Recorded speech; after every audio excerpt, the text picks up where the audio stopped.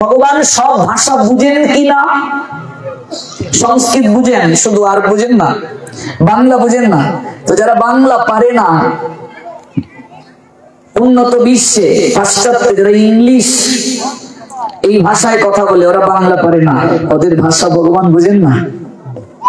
আপনি যে ভাষাতেই ভগবানকে ডাকবেন, ভগবানকে বুঝবেন না। আপনি সংস্কৃত পারেন না, বাংলা অনুবাদটা পড়ুন না, বাংলাতেই গীতা পড়ুন, এক অধ্যায়ের বাংলা অনুবাদটা পড়ুন। আপনার অক্ষর জ্ঞান নাই, চোখে দেখেন না, নিরক্ষর, আপনি অন্তত গীতাটাকে একটু বুকে জড়িয়ে ধরুন। যে মরার পরে আমার বুকে গীতা দিলে তখন তো আমার চেতনা থাকবে না, প্রাণ থাকবে না। এই গীতা জননী, তোমাকে বক্ষে ধারণ করলাম, আমার তো চোখে আলো নেই, নিরক্ষর, রিডিং পড়তে পারি না, অন্তিমে মা তোমার কোলে যেন আমার স্থান হয়। এটাই বলুন। মারে, চোখে আলো আছে, রিডিংও পড়তে পারো, গীতা পড়ো না, তোমার বউয়েরা পড়ে না, সন্তান পড়ে না, এমন একদিন সময় আসবে চশমা দিয়েও আর দেখবে না, আক্ষেপ করবে, ভালো করে দেখি না রে, সময় থাকতে কেন পড়লাম না। নিরক্ষর ব্যক্তিদের একটা ক্ষমা আছে, যাদের চোখে আলো আছে, চোখে দেখে যারা রিডিং পড়তে পারে, ওদেরকে যদি গোবিন্দ কাঠগড়ায় দাঁড় করান, জগতে কত লোক আছে অন্ধ, চোখে আলো দেয়নি, কত লোকের অক্ষর জ্ঞান নেই।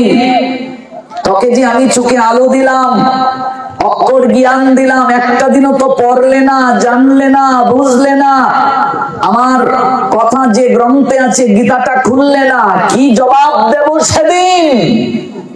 কি আছে জবাব দেয়া? এই সময় থাকতে ভক্তের সঙ্গ ধরা উচিত। সময় না থাকলে,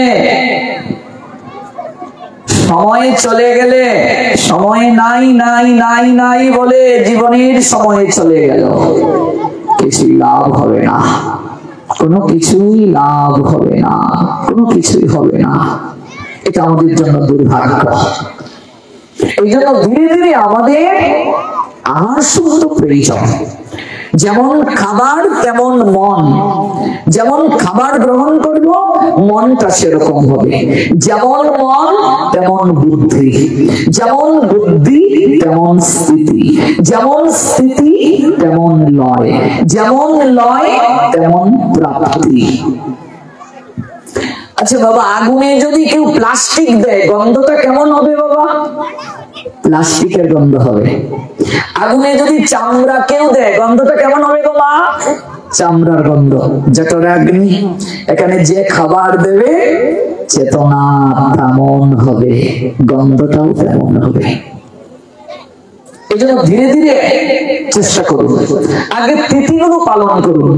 সংক্রান্তি, অমাবস্যা, পূর্ণিমা, একাদশীর আগের দিন, একাদশীর দিন, একাদশীর পরের দিন, রবিবার, বৃহস্পতিবার, এই 17 দিন স্বামী স্ত্রীর সহবাস নিষিদ্ধ,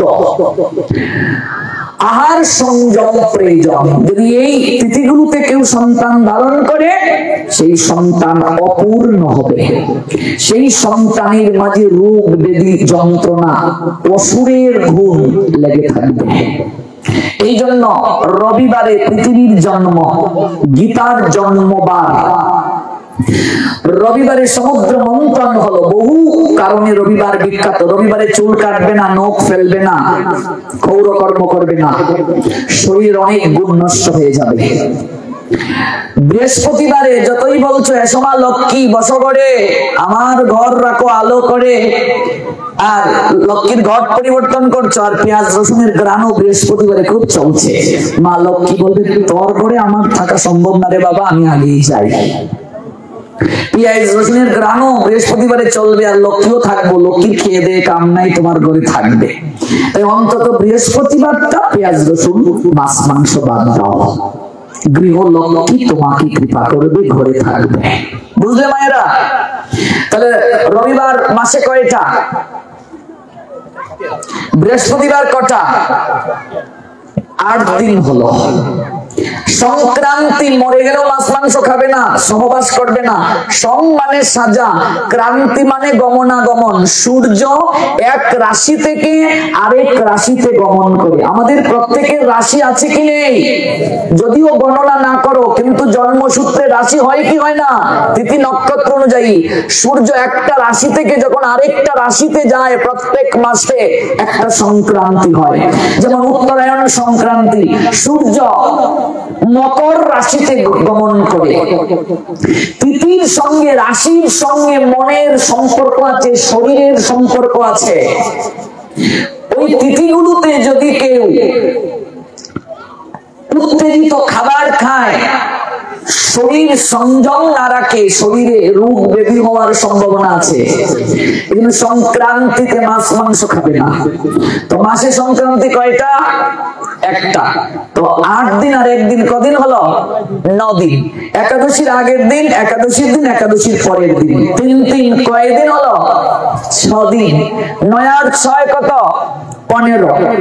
আর অমাবস্যা পূর্ণিমা, এই হলো 2 দিন। এই 17 দিন।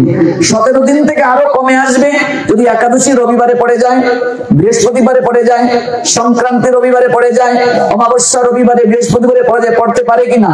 17 দিন থেকে আরো কি কমে আসবে। এই কয়েকটা দিন আপনাকে মাছ মাংস খাওয়া যাবে না, শারীরিক সংযম থাকতে হবে। আগে আপনি এই তিথিগুলো পালন করুন। অমাবস্যা পূর্ণিমা যদি পালন না করেন, শরীরে ব্যথা হবে। ব্যথা হয় কি হয় না? অমাবস্যা পূর্ণিমা আসলে শরীরে ব্যথা হয়। তিথির সঙ্গে শরীরের সম্পর্ক আছে। আপাতত এই 17 দিন পালন করুন। এই যে কটা দিন নিরামিষ খাবেন, ভগবানকে তুলসী দিয়ে প্রসাদ করে পান। দেখবেন একদিন না একদিন ভগবানের কৃপায় কোনো এক জন্মে আপনার আহার শুদ্ধ হয়ে বৈষ্ণব ভাব চলে এসেছে। হয়ে যাবে। এই জন্মে না হোক, এগুলো যদি কেউ পালন করে, পরের জন্মে সে প্রসাদ বুঝি বৈষ্ণবী মায়ের ঘরে জন্ম নেবে। আবার যদি পাঠাও বলে, কৃষ্ণ ভক্ত মায়ের ঘরে জন্ম নিয়ে করি যেন কৃষ্ণ ভক্তের দুগ্ধ পান। নিয়ম পালনটা খুবই দরকার। মহতের কৃপা বড় দরকার। আপনি এমনিতে মাছ খাচ্ছেন, মাংস খাচ্ছেন, তামসিক আহার করছেন, ধীরে ধীরে সংযম করুন। কিন্তু বিশেষ কিছু অনুষ্ঠানে আপনি মাছ মাংস খেতে পারবেন না, করতে পারবেন না, তাহলে পাপ বলে গণ্য। আপনি এমনিতে খাচ্ছেন, এটাই উচিত নয়, খাচ্ছেন, ধীরে ধীরে আপনার সংশোধন হবে। কিন্তু বিশেষ স্থিতিতে যদি আপনি এগুলো গ্রহণ করেন, আপনার অধিক পাপ হবে। যেমন কি অন্নপ্রাশনে মাছ মাংস করতে পারবেন না, নিষিদ্ধ। অন্নপ্রাশন কি আমরা বুঝি মা? মুখে ভাত।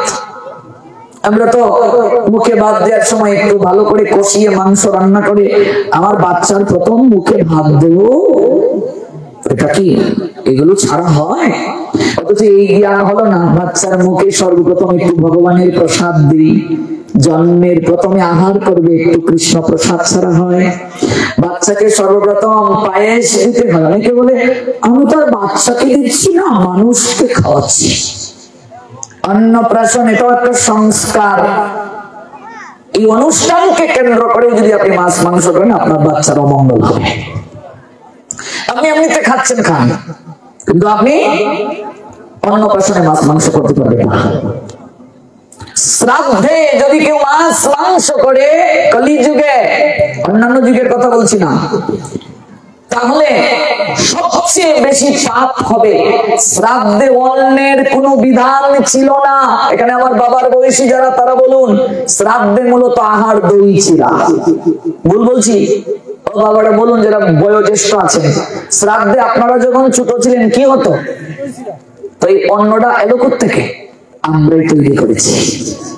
শ্রাদ্ধে মূলত চিরা দধি, অন্যের ব্যবস্থা না। এখন ঝালঝুল শুরু হয়েছে। ঝালঝুল না দিলে নাকি হয় না। মাছের শ্রাদ্ধে যদি গিয়ে কেউ আহার করে, এই ব্যক্তি জীবন দশায় যে পাপ করেছিল, ওই পাপের একটা অংশ যে দিয়ে খাবে সে গ্রহণ করে নিয়ে আসবে। জীবনে কয়টা খেয়েছো মায়েরা? এই পাপ স্খলন আগে করো, তারপর গিয়ে খাও। আর যদি মনে করো আমি খুব উদার, রাধাকান্ত মারা গিয়েছে, ওনার পাপ গিয়ে আমি নিয়ে আসবো কিছু অংশ, যাও তুমি উদার মানুষ খেয়ে আসো। কলিযুগে 5টা জিনিস নিষিদ্ধ: অশ্বমেধ যজ্ঞ, গুমের যজ্ঞ, দেবরের দ্বারা সন্তান উৎপাদন, শ্রাদ্ধে মাছ মাংস, আর কি? মায়াবাদ সন্ন্যাস। অনেক ব্রাহ্মণরা বলে শ্রাদ্ধে নিরামিষ করলেও ব্রহ্মভোজী মাছ নিতে হবে। কোথায় পেয়েছো এগুলো? ব্রহ্ম মাছ খায়? ব্রহ্ম কাকে বলে? ক্ষেত্রজ্ঞ বিভাগ যুক্ত পড়ো, ব্রহ্মকে। ব্রহ্ম মাছ খায়? মহাপ্রভুর থেকে বড় পণ্ডিত আমরা? মহাপ্রভু কি বিধান দিয়েছেন শ্রদ্ধে? এগুলো যে যুগের যিনি ভগবান তারটাই শ্রেষ্ঠ আইন। আচ্ছা, পাকিস্তান আমলের টাকা এখন যদি কেউ ব্যাংকে দেয় চলবে? আচ্ছা, স্বর্ণ মুদ্রা একসময় ব্যবস্থা ছিল কিনা? রাজা মহারাজদের আমলে সোনার পয়সা ছিল, 1 ভরি স্বর্ণের দাম 1 লক্ষ টাকার উপরে। এবার সোনার পয়সা যদি ব্যাংকে কেউ নিয়ে যায়, বলেন আমাকে দিন, ব্যাংক গ্রহণ করবে? কেন? ব্যাংক বলবে তুমি টাকা নিয়ে আসো, টাকা আমি গ্রহণ করবো। বলছে আরে এটা তো কাগজের টাকা, আমি তো স্বর্ণের আনলাম। বলছে না, এটা সরকার দ্বারা অনুমোদনকৃত নয়। তাহলে কলিযুগের সরকার আমার মহাপ্রভু, তার উপরে পণ্ডিতি করলে হবে না। মহাপ্রভু যে বিধান দিয়েছেন সেটাই কলিযুগে মান্য, এর বাইরে যাওয়া যাবে না। তাই চাঁদ যে বিধান দিয়ে গেলেন এটাই মান্য, এর উপরে যাওয়া যাবে না। এই জন্য শ্রাদ্ধে মাছ মাংস সম্পূর্ণ নিষিদ্ধ। পারলে দই চিড়া খাওয়াও, যদি না পারো অন্ন খাওয়াও, নিরামিষ। কিন্তু এটা যজ্ঞ।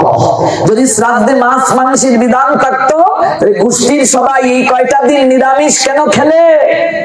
কারণ কি? ধরার চিহ্ন নিয়ে মাটিতে ঘুমালে কেন? ফলমূল খেলে কেন? একজন প্রশ্নও করেছেন, এটা প্রসঙ্গে এসে গেছে, যে বলছেন আপনার নিকট বিনয়ের সঙ্গে জানতে চাই, শ্রাদ্ধ দিনে মাছ মাংস দিয়ে মানুষের সেবা দেওয়া যায় কিনা? যিনি প্রশ্ন করছেন তার নাম গৌর দাস। না, দেওয়া যায় না, সম্ভব নয়, প্রাচীন কালেও না। যদি শ্রাদ্ধে মাছ থাকতো তাহলে গোষ্ঠীর সবাই নিরামিষ খেলো কেন? আপনার বিবেক কি বলে? আপনি সংযম থাকলেন এই কয়েকটা দিন, মাছটা রুচিতে আসে কি করে? এই দিন শ্রাদ্ধ তো যজ্ঞ, যজ্ঞ উদ্দেশ্যে মাছ হয় কি করে? আপনি এমনিতে মাছ খাচ্ছেন, খান, আমরা তো বাধা দিচ্ছি না। শাস্ত্র বলছেন তামসিক আহার আছে, সাত্বিক রাজসিক তামসিক। যে যেমন আহার করবে তার তেমন চেতনা হবে। তামসিক আহারও গীতায় আছে, আপনি গ্রহণ করছেন, করুন। কিন্তু আপনি শ্রাদ্ধে তামসিক আহার করতে পারবেন না। যদি শ্রাদ্ধে মাছ করেন, এটা ভূত প্রেতের শ্রাদ্ধ, এটা প্রেত শ্রাদ্ধ, এবং এই শ্রাদ্ধের দ্বারা কল্যাণ হবে না। জীবিত অবস্থায় এই লোক যে পাপ করে গিয়েছিল, এই পাপের একটা ভাগ নিয়ে আসতে হবে, বহন করে। মরে গেলে ওই কার্য করবে না। আজকাল অনেক লোক সমাজের চাপে পড়ে শ্রাদ্ধে মাছ করে। গ্রামের লোককে ডাকলো, কাকা বাবু আমার বাবা মারা গিয়েছে, আমি আবার শ্রাদ্ধটা কিভাবে করব? এবার সমাজের মাথা, গ্রামের প্রধান কাকা বাবু বললেন, কি আর করবি রে, তোর বাপকে তো দেখেছি বাজারের বড় মাছটা নিতে, তোর বাবার তেলাপিয়া মাছ খুব প্রিয় ছিল রে, শ্রাদ্ধে তেলাপিয়া মাছই করে ফেল, আত্মা তুষ্ট মানে জগৎ তুষ্ট, তোর বাপ ঢেঁড়ে করে স্বর্গে চলে যাবে। অথচ যে কাকাবাবু বিধান দিলেন, গ্রামের মুরব্বী, সেই কাকাবাবুর জীবনী গীতাও খুলে দেখেন না, ভাগবত সম্পর্কেও কোনো জ্ঞান নাই, গ্রন্থও পড়েন না, মহাপ্রভুর আইনও জানেন না, তিনি একটা বিধান দিয়ে দিলেন। ও বাবা, আমার হাতে কেঞ্চি ধরিয়ে যদি বলেন রামকৃষ্ণ চুলটা কেটে দাও তো, আমি বলবো আমি মূর্খ বাবা, আমি চুল কাটলে আপনি বাজারে যেতে পারবেন না, ঘর থেকে বের হতে পারবেন না, ভাববে আপনি চুরি করতে গিয়েছিলেন, কেউ আপনাকে এই সাইজ দিয়ে করে দিয়েছে। কারণ আমি চুল কাটতে পারি না। চুল কাটার লোকটা আমার থেকে শ্রেষ্ঠ কি শ্রেষ্ঠ না? কথা বলুন, তার জায়গায় আমার থেকে শ্রেষ্ঠ না? শ্রেষ্ঠ। চুল কাটার জায়গায় চুল কাটার লোকটা শ্রেষ্ঠ। আপনি কন্যা জল উড়াইতে পারেন, আমি পারি না। এবার আমাকে যদি বলেন কন্যা জলটা উড়াও রাহুল কৃষ্ণ, আমি বলতাম বাবা আমি তো এটা পারি না। এই কন্যা জল উড়াইবার জায়গায় আপনি আমার থেকে শ্রেষ্ঠ কিনা? আমাকে যদি ভাগবতের একটা শ্লোক দিয়ে বলেন বাবা এটা বলেন তো, এটা আমি পারবো, কারণ এটা আমার লাইন। যে কাকা বাবু বিধান দিলেন উনি কি এই লাইনের মানুষ?